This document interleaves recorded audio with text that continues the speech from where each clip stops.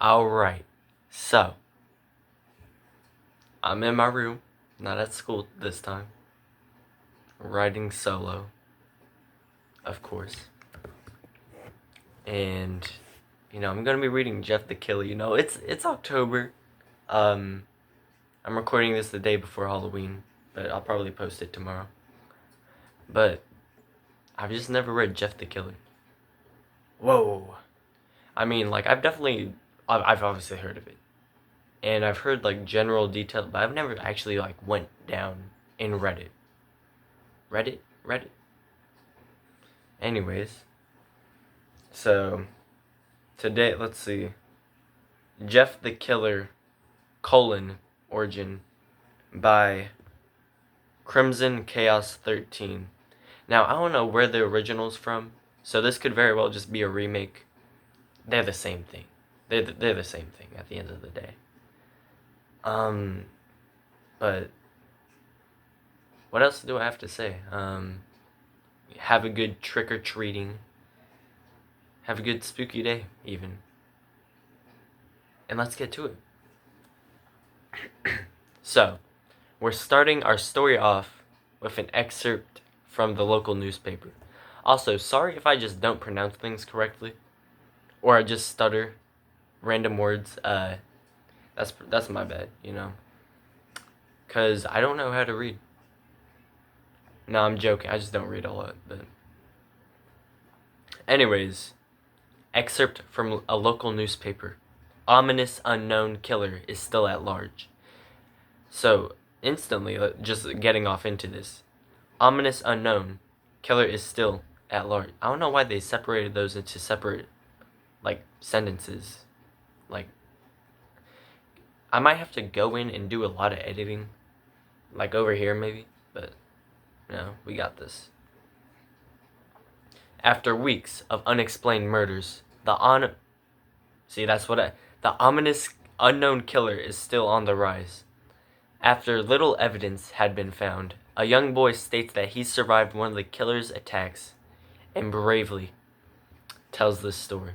So this is from some random kid who got attacked. He survived somehow, but I had a bad dream and woke up in the middle of the night, says the boy.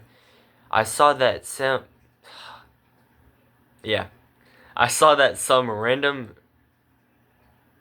Where am I at? I saw that for some reason the window was open, even though I remember it being closed before I went to bed. I got up to shut it once more. Afterwards, I simply crawled under my covers and tried to get back to sleep. Oh yeah, this is also being filmed on my bed, by the way. I don't have a desk, this setup is so weird, but yeah, I am on my bed, by the way. So, let's see. He crawled under his covers, tried to go back to sleep. That's when I had a strange feeling, like someone was watching me. I looked up and nearly jumped out of bed. This is getting serious.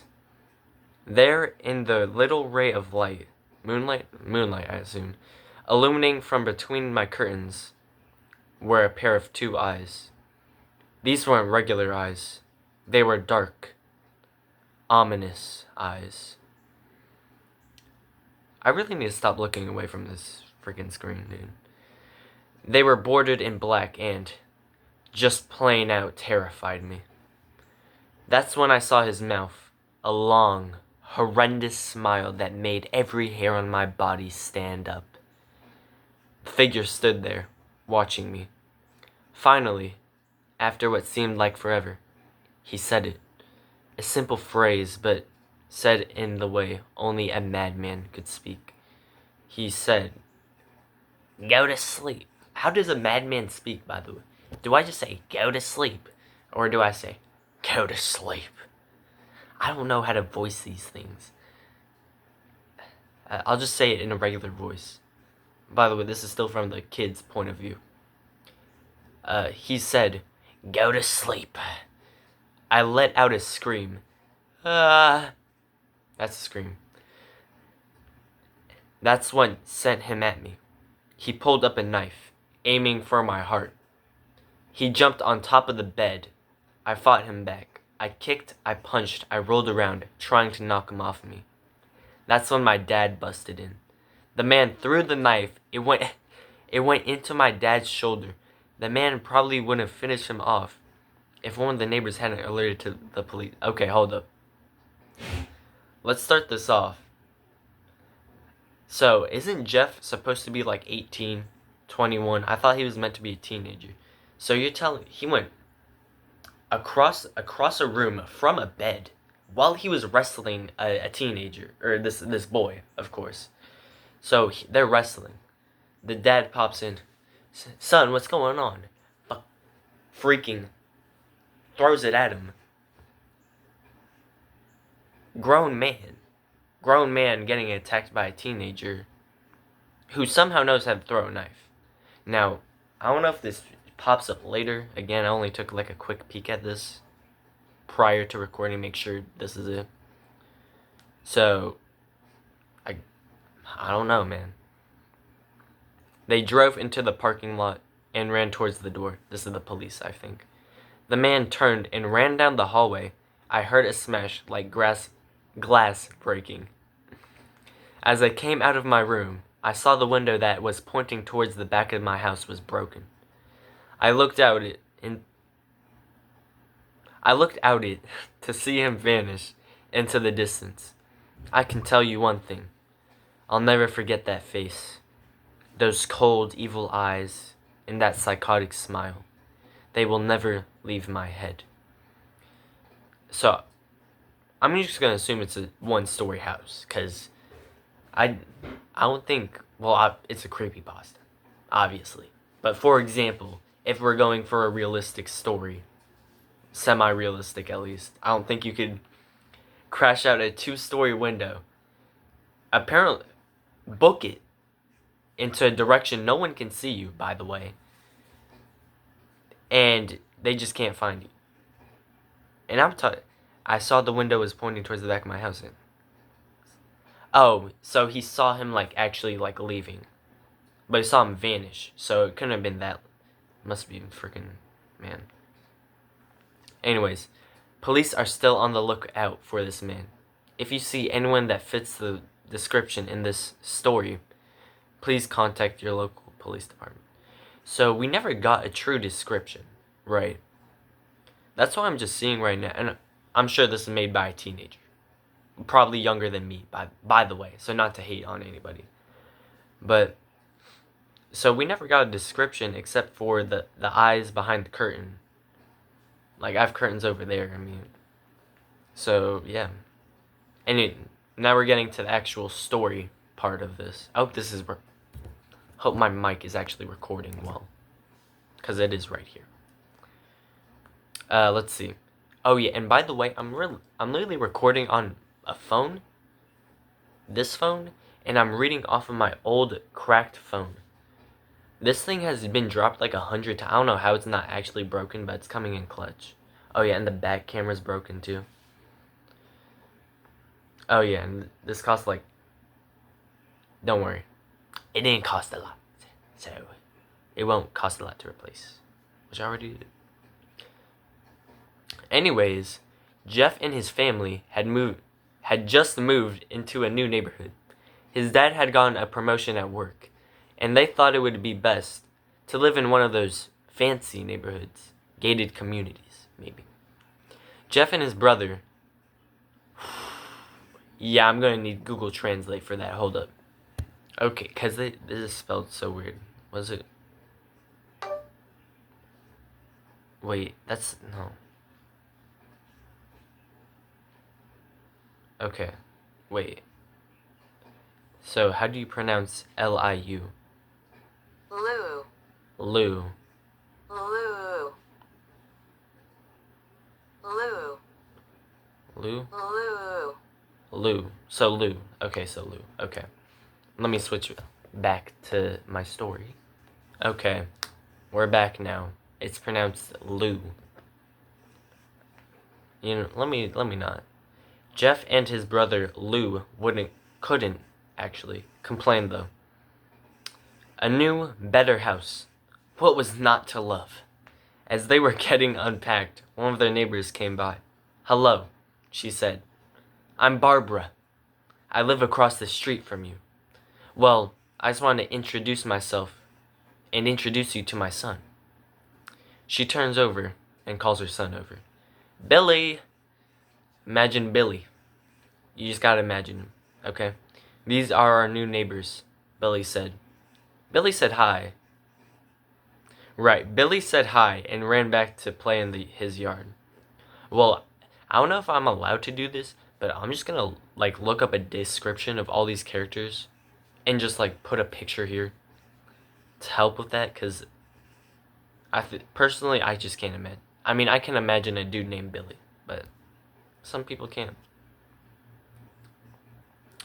And then this is Jeff's mom. "Well," said Jeff's mom, "I'm Margaret, and this is my husband Peter, and my two sons, Jeff and Lou."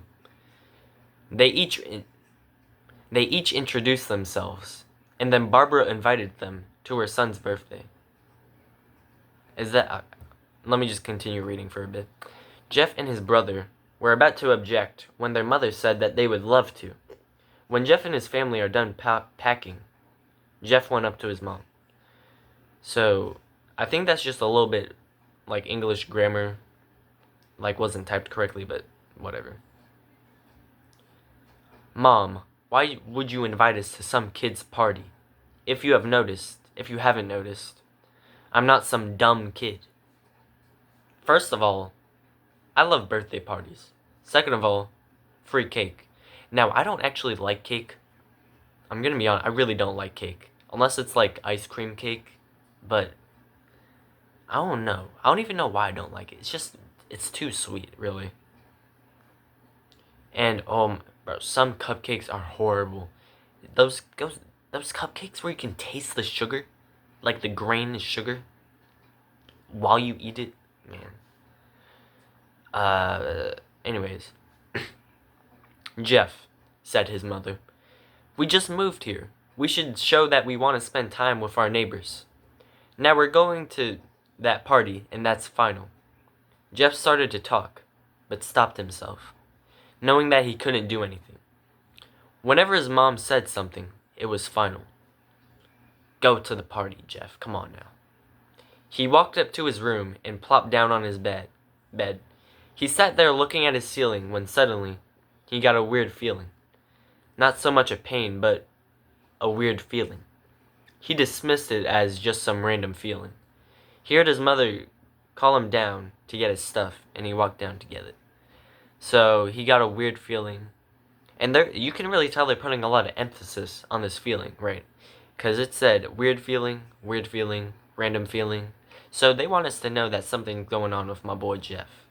I think it was Jeff Woods. Jeff Woodstone? Whatever. Anyways, the next day, Jeff walked down the stairs to get breakfast and get ready for school. As he sat there, eating his breakfast, he once again got that feeling. So, we're still going on with this feeling, by the way. This time, it was stronger. It gave him a slight tugging pain, but once again, he dismissed it. As he and Lou finished breakfast, they walked down to the bus stop. They sat there, waiting for the bus. And then, all of a sudden, some kid on a skateboard jumped over them, only inches above their laps. Okay.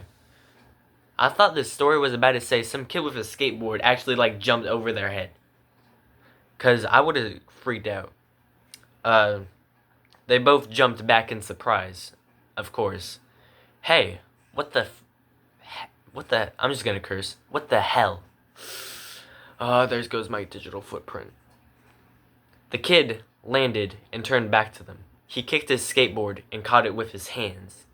He seemed to be about 12, 1 year younger than Jeff. Okay, so now we know that Jeff's 13, right?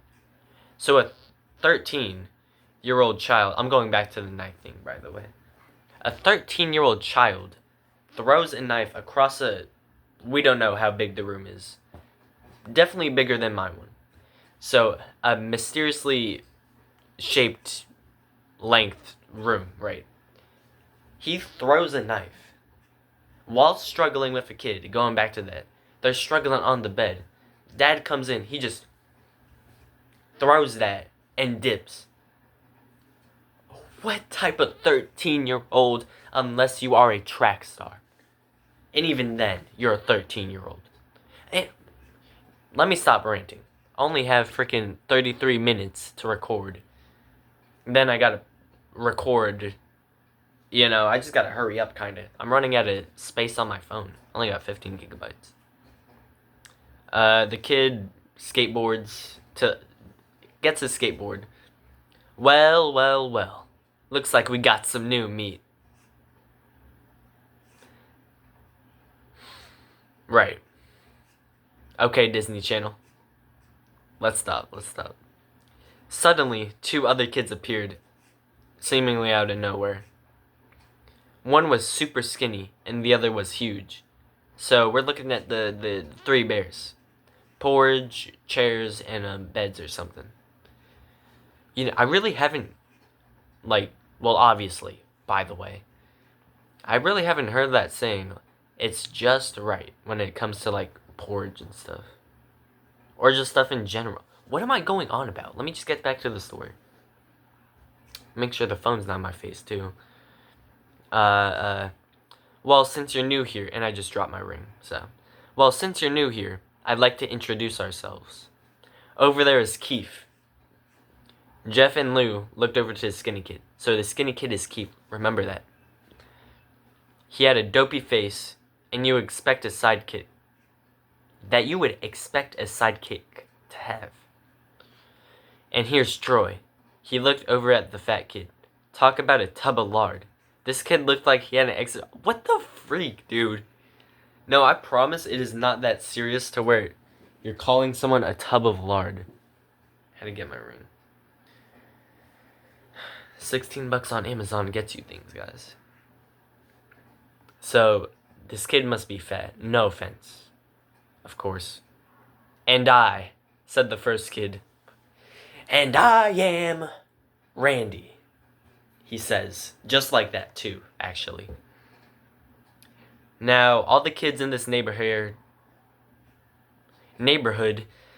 pay a small bus fare, if you catch my drift. So, Randy's a, cool kid.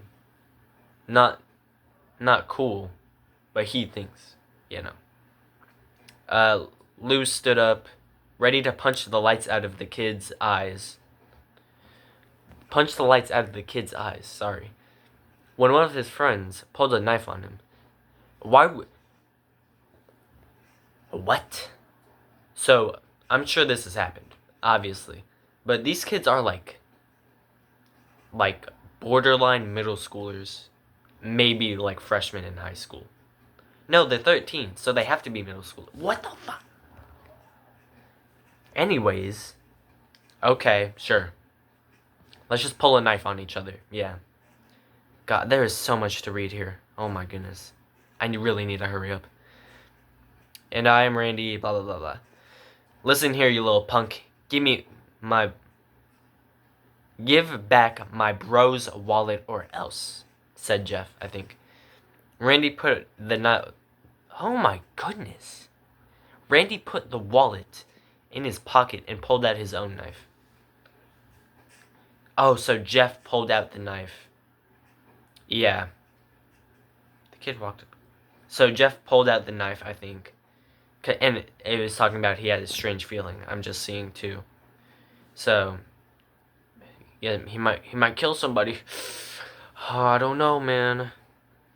Back to the story. Oh, and what will you do? Just as he finished the sentence, Jeff popped the kid in the nose. Oh, never mind. I think he just punched him. As Randy reached for his face, Jeff grabbed the kid's wrist and broke it. Right.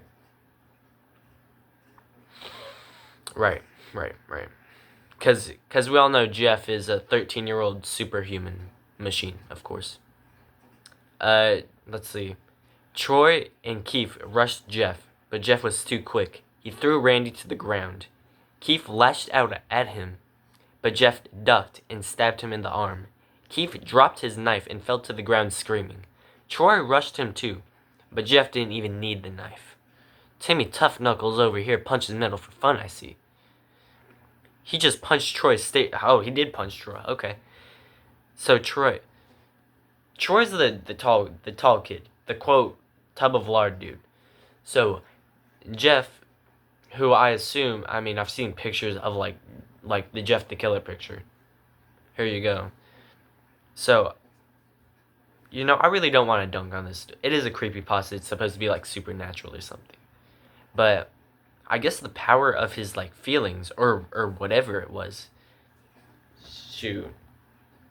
And it looks to me I'm gonna have to do like 3 different videos on this, because my phone can't hold that much storage to like an hour video. 2, I need to edit these and then re-download the edited version. 3,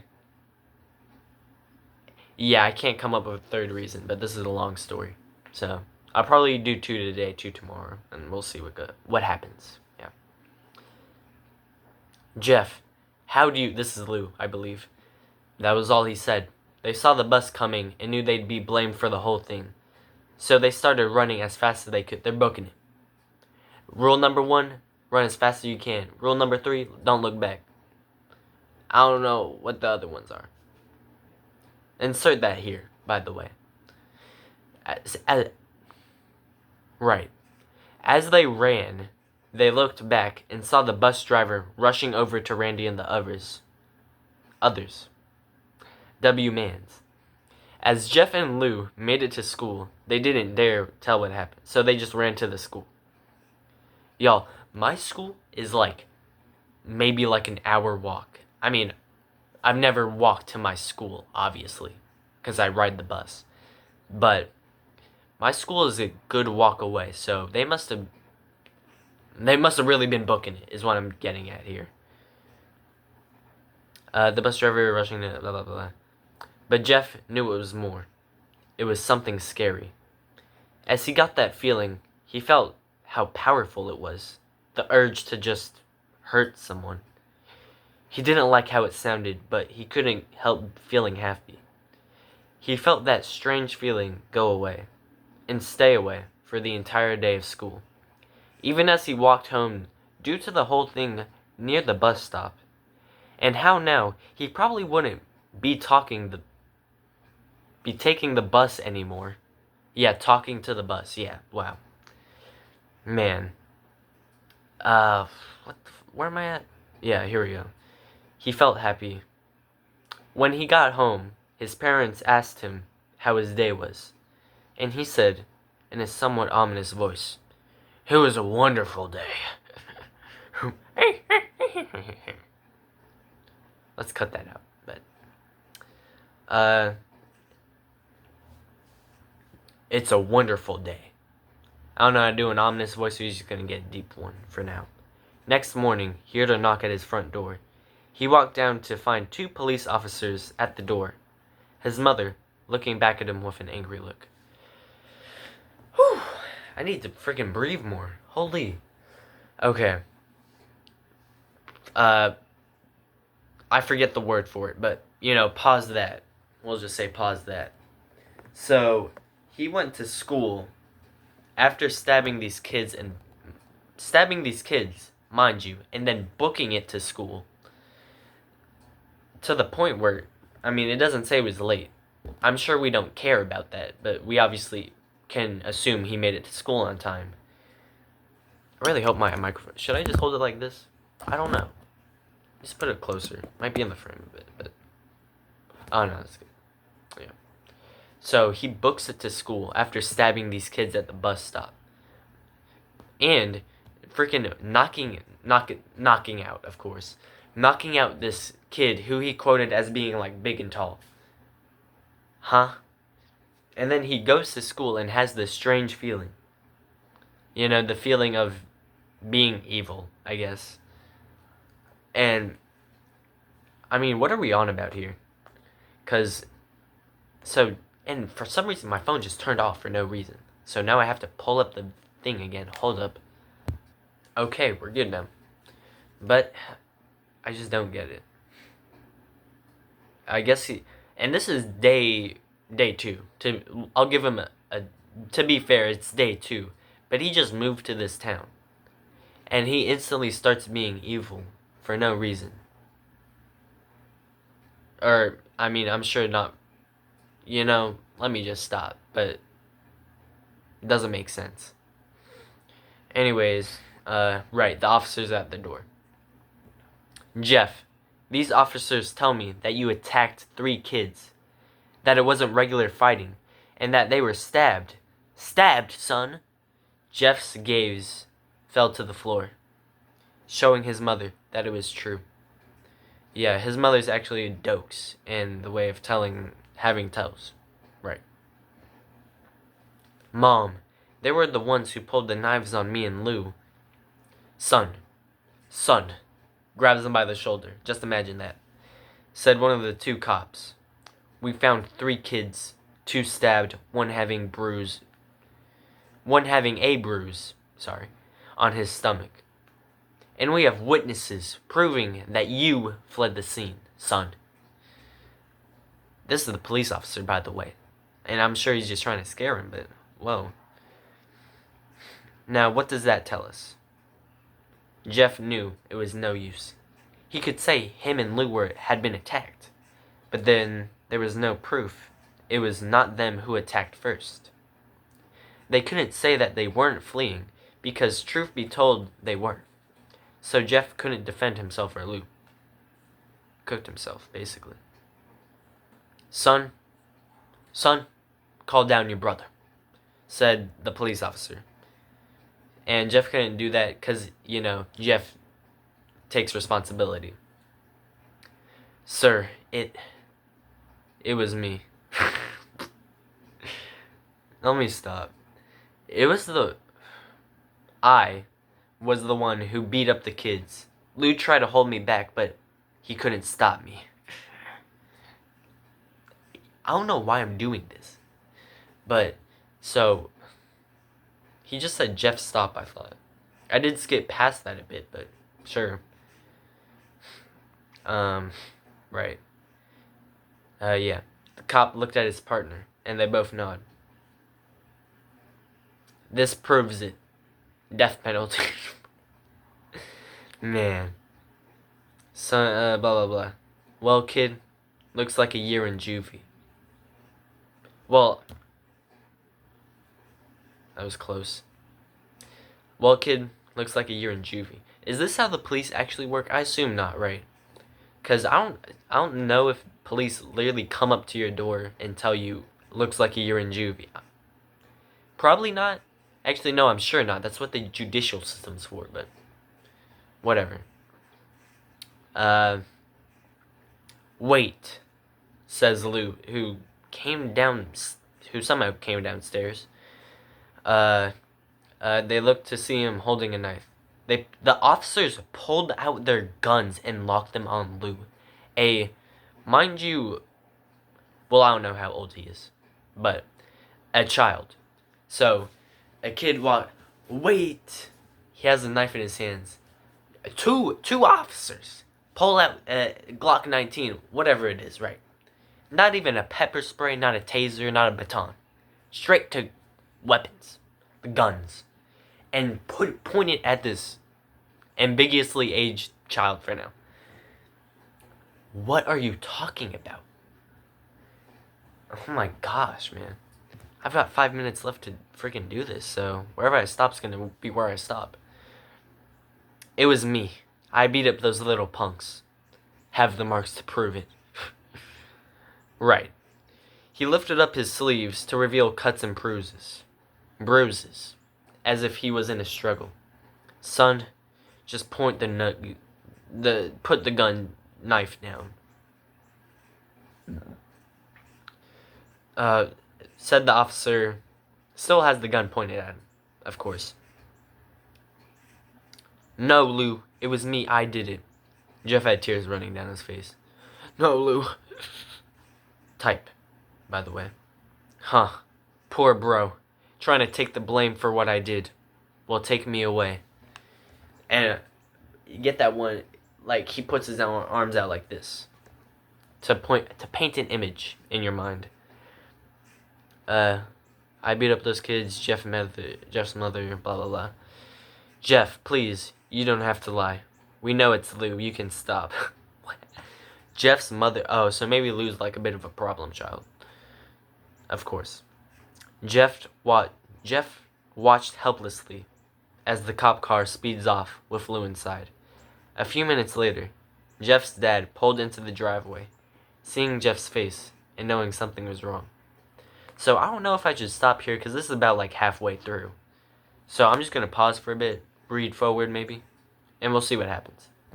Okay, well, looking over for like a couple, like 2 minutes, I think I'll just stop here because then it transitions to obviously the party.